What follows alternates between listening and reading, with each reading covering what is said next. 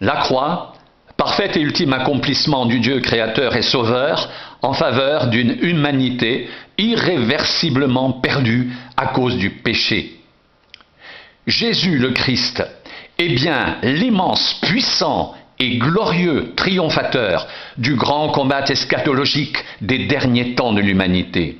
Sa victoire complète, irréductible, sur tous les agents transgresseurs et perturbateurs de l'ordre créationnel divin qu'elle met hors d'état de nuire, péché, maladie, malédiction, mort, Satan, démons, en fait le représentant exclusif, unique de la communauté des rachetés, prémisse de ceux qui sont endormis, 1 Corinthiens 15, 20, et premier-né des morts, Colossiens 1, 18. Seul l'âge messianique pouvait mettre un terme définitif et décisif à l'économie ancienne de la loi par le Christ mourant à celle-ci, ressuscitant à une vie nouvelle impérissable au nom de tout le peuple de Dieu désormais et à jamais affranchi de la loi du péché et de la mort et pour toujours régi par la divine loi de l'esprit de vie qui est en Jésus-Christ. Il n'y a donc maintenant aucune condamnation pour ceux qui sont en Jésus-Christ. En effet, la loi de l'esprit de vie en Jésus-Christ m'a affranchi de la loi du péché et de la mort. Romains 8, 1, 2.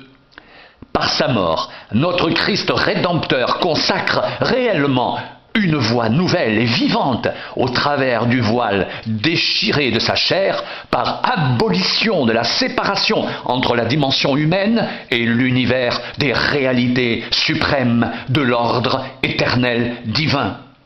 Cette mort sacrificielle est par excellence vecteur de transfiguration des réalités existantes, crise historique divinement planifiée, accomplissement ultime du dessein éternel du Dieu créateur rédempteur par lesquels un monde failli, déchu et privé de tout accès avec droits et titres à la citoyenneté divine se voit définitivement annulé et décisivement remplacé par un nouvel ordre harmonique, messianique, insondable, illimité, infini.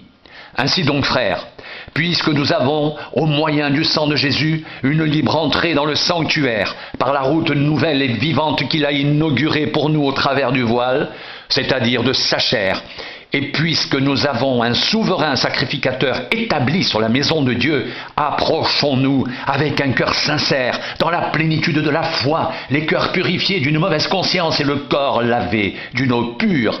Hébreux 10, 19, 22.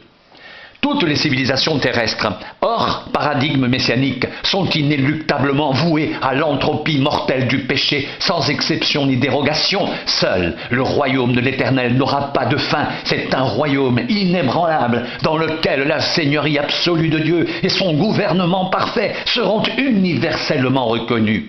Ceux qui appartiennent au Christ régneront éternellement avec lui.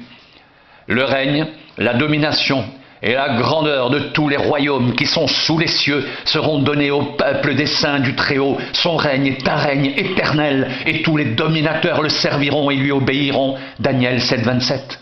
Mais maintenant, ils en désirent une meilleure patrie, c'est-à-dire une céleste. C'est pourquoi Dieu n'a pas honte d'être appelé leur Dieu, car il leur a préparé une cité. Hébreux 11, 16. C'est pourquoi, recevant un royaume inébranlable, montrons notre reconnaissance en rendant à Dieu un culte qui lui soit agréable, avec piété et avec crainte.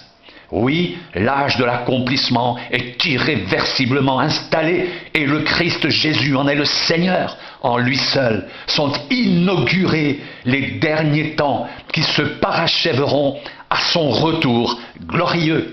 Maranatha, viens Seigneur Jésus, Apocalypse 22, 20.